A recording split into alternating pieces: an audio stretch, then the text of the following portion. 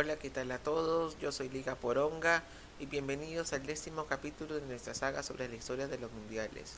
Llegaríamos a una nueva tierra para la realización de este torneo y que pertenece a una confederación que antes no organizó el certamen.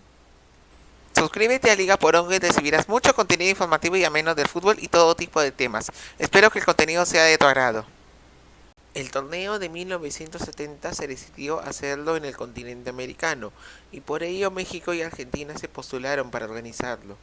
No obstante, se presentó una controversia, la primera de ellas, debido a la elección como sede de los Juegos Olímpicos de 1968 al Distrito Federal Mexicano.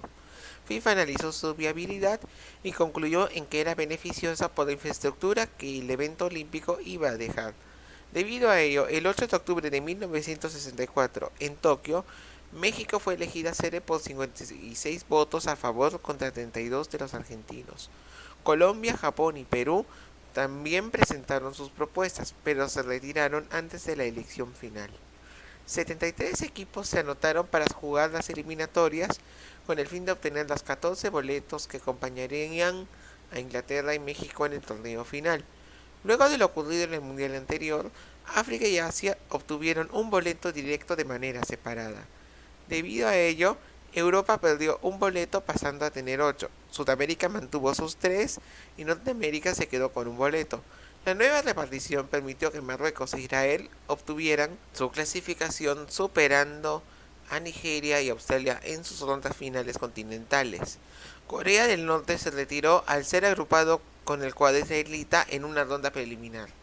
Portugal, la tercera de 1966, quedó eliminada a manos de Rumania, quien volvía al torneo por primera vez desde la década del 30. Alemania Federal, Unión Soviética, Italia y Bulgaria volverían al certamen tras vencer sus grupos. Suecia volvía al certamen tras 12 años al dejar fuera a Francia y Bélgica dejó eliminada a Yugoslavia y España. Otro de los grandes eliminados fueron los campeones olímpicos Hungría, que quedaron fuera tras caer goleados 4-1 de manos de Checoslovaquia en un desempate jugado en Marsella.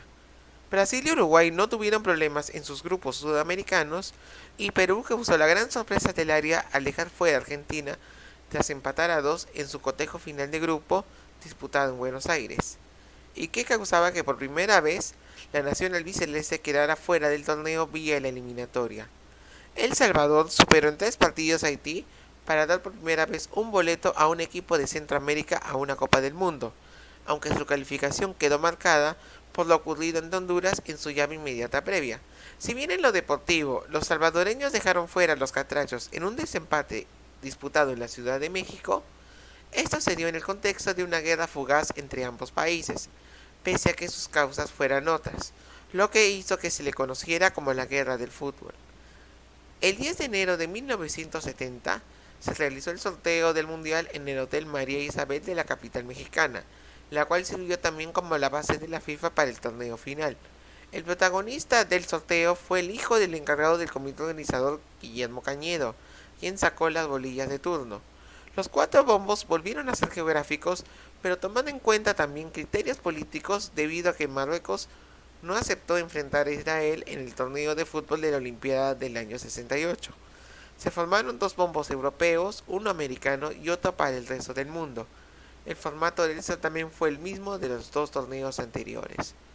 Otra de las novedades vendrían a partir de lo disciplinario, como lo fueron la implementación de las tarjetas amarillas y rojas para las sanciones por faltas en vez de las indicaciones verbales, considerando que las segundas se pueden sacar directamente o por acumulación de 2 amarillas en el mismo partido.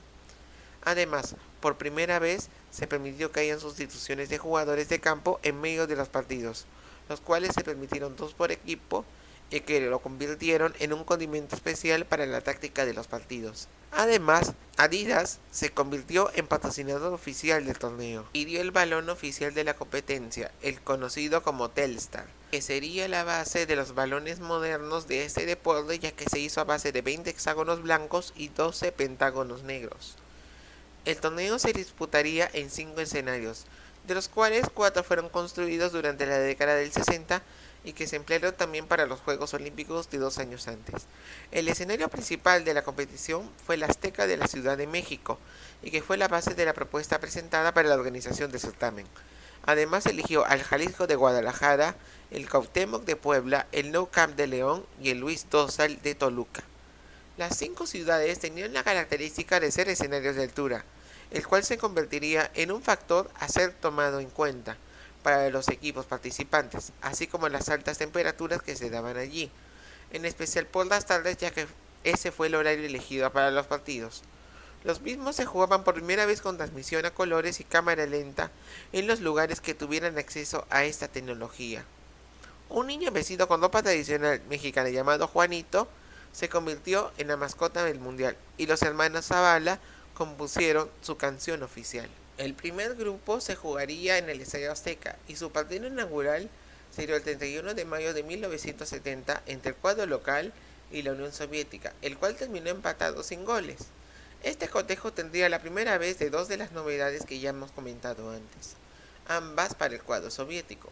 A los 30 minutos, Kaki Asetiani se transformó en el primer jugador en ser amonestado en un cotejo mundialista.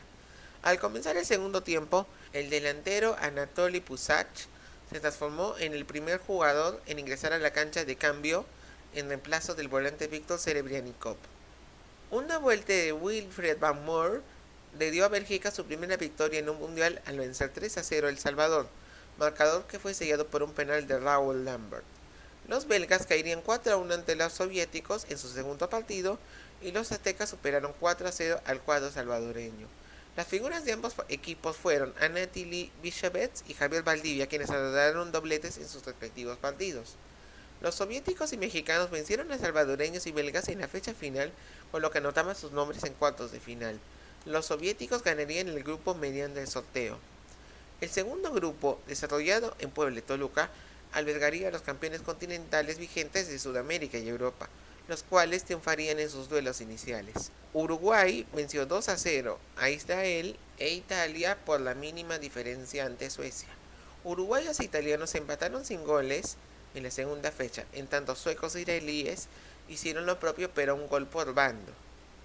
Ovegran sería el primer jugador en anotar un gol entrando de sustituto en un partido mundialista, y su tanto le dio la victoria a los suecos ante el cuadro charrúa, dejándolo con chances al equipo escandinavo, pese a que no superó por diferencia de goles a Uruguay.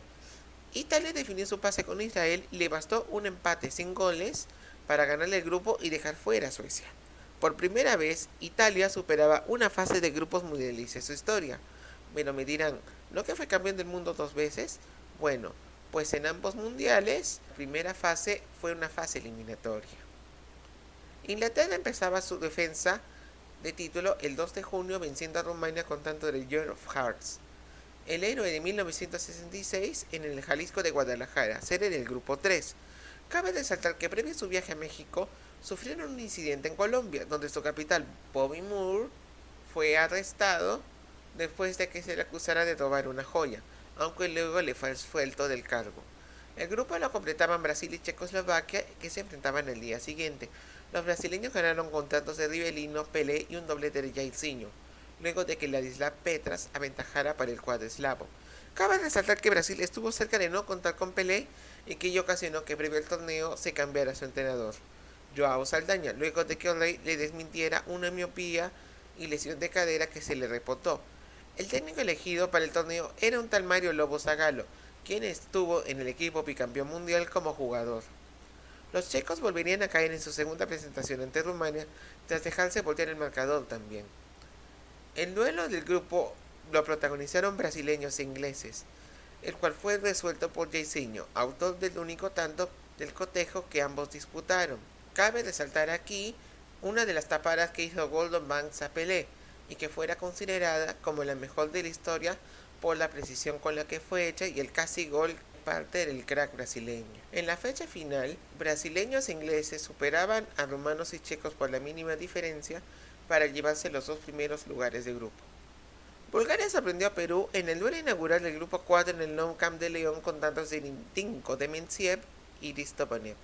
No obstante, Alberto Gallardo, Héctor Chupitas y Teófilo Cubillas voltearían el marcador para darle la primera victoria a su país en mundiales, y en un contexto especial debido a que un fuerte terremoto sacudió a la zona central de este país.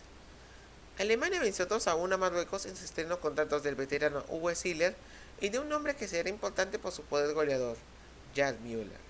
Peruanos y alemanes no tuvieron problemas para vencer en sus respectivos segundos partidos por 3 tantos de diferencia a marroquíes y búlgaros respectivamente. Destacan el doblete de Cubillas y el hat-trick de Müller para que ambos países sellen su boleto a cuartos de final. Un nuevo hat-trick de Müller le daría el primer lugar de grupo a Alemania, que venció 3-1 a Perú. En tanto, búlgaros y marroquíes empataron a un gol para cerrar el grupo, ya sin chances de continuar en el certamen. El 14 de junio de 1970 fue la fecha designada para los partidos de cuartos de final, y estaban compitiendo los 5 equipos que se habían coronado campeones del mundo hasta la fecha. Uruguay recién pudo superar la valla soviética a 3 minutos del final de la próloga disputada en el Estadio Azteca, aprovechando que ellos detuvieron el juego, pensando que la pelota que luego llegaría a la portería había salido del campo de juego. Los anfitriones se fueron a Toluca a jugar ante Italia luego de que se le rechazara un pedido de cambiar de cancha por problemas de tráfico, ya que consideremos que el estadio de esta ciudad tenía una capacidad 5 veces menor al Azteca. Pese a ello, José Luis González adelantó el marcador para el cuadro charro. Lástima que un tanto en contra de su compañero Javier Guzmán equilibró el marcador para los itálicos antes del final del primer tiempo. La segunda mitad tuvo dominio italiano, el cual fue reflejado en el marcador con un doblete de Luigi Riva y otro tanto de Gianni Rivera. Guadalajara recibió a brasileños y peruanos, estos últimos dirigidos por un bicampeón del mundo brasileño como era Didi. El cotejo estuvo cerca de los 50 disparos al arco, los cuales 6 terminaron en gol, haciendo que el match sea uno de los más entretenidos de la historia del torneo. Rivelino y Tostao pusieron en ventaja a la verde amarela. Gallardo descontó para Perú al minuto 28. En la segunda parte, Tostao amplió el marcador para Brasil, pero Cubillas hizo un nuevo descuento y Jairzinho dio el 4-2 final. Los peruanos ganarían como consuelo el premio Fair Play instaurado a partir de este torneo para el equipo de mejor juego y disciplina de la competición de todos los que pasaron a la segunda ronda. León albergaría el primer partido entre finalistas del torneo anterior, que se repetiría el siguiente torneo. Alan Müller y Martin Peters pusieron en ventaja a los ingleses al minuto 49. Franz Beckenbauer y Ziller empataron el marcador venciendo a la palla de Peter Bonetti, quien reemplazaba a Banks afectado por una intoxicación alimentaria. El partido fue a la prórroga luego de que se le anulara un tanto a Geoff Kurt. Ponerle calma, le dicen algunos a esta decisión. A 12 minutos del final, Gerd Müller le dio la primera victoria oficial a los alemanes sobre los ingleses. Con ello, 4 campeones del mundo jugarían las semifinales y el título mundial de México. El 17 de junio de 1970 se jugaron las semifinales del torneo y que tuvieron duelos continentales. Los sudamericanos fueron al Jalisco y los europeos al Azteca. Luis Cubilla adelantó para el cuadro celeste ante los brasileños, quienes luego voltearon el marcador con tantos de Clodoaldo, Jairzinho y Rivelino, los dos últimos en los 15 minutos finales tras un cotejo muy igualado.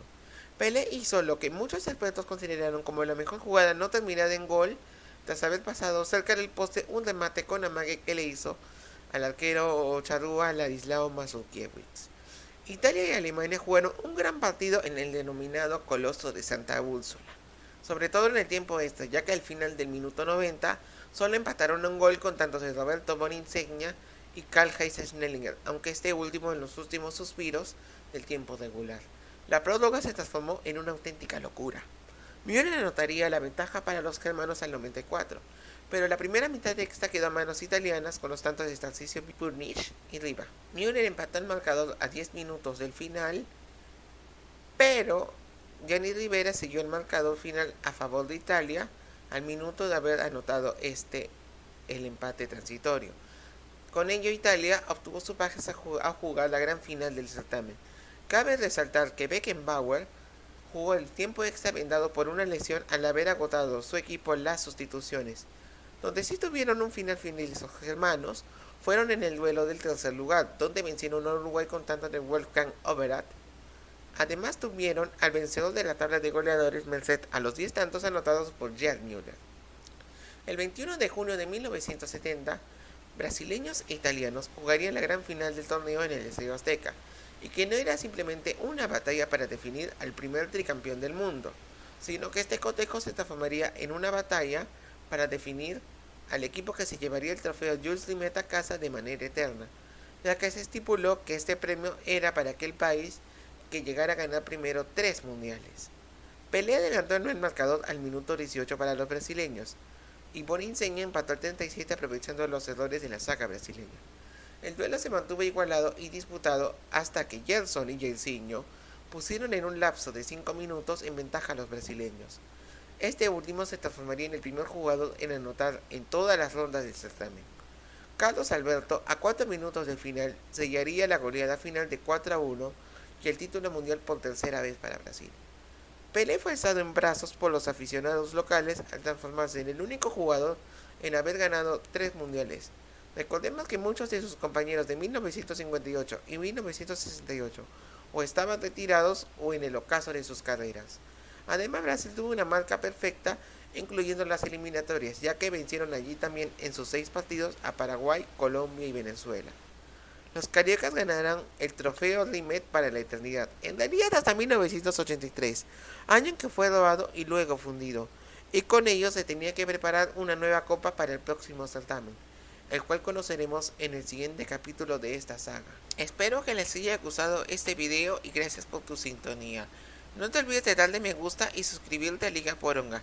Créeme que me ayudarías bastante haciendo ello. Puedes revisar también todos los videos anteriores de esta saga de la historia de los mundiales y coméntame también sobre tus sensaciones de esta competición. Saludos a todos y nos vemos en el siguiente video.